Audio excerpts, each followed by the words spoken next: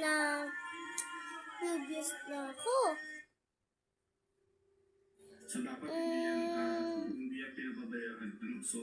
Konti lang yung views natin guys. Pero bukas, guys, may pasok bukas.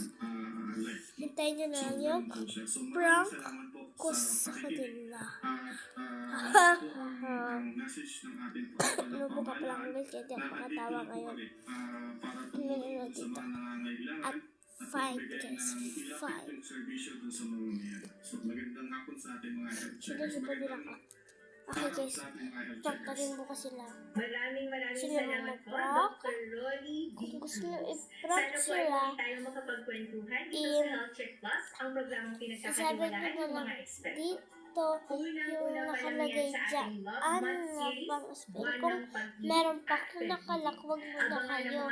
Kasi hintayin nyo muna yung aking prank. Bye bye guys. Bye bye. Love you.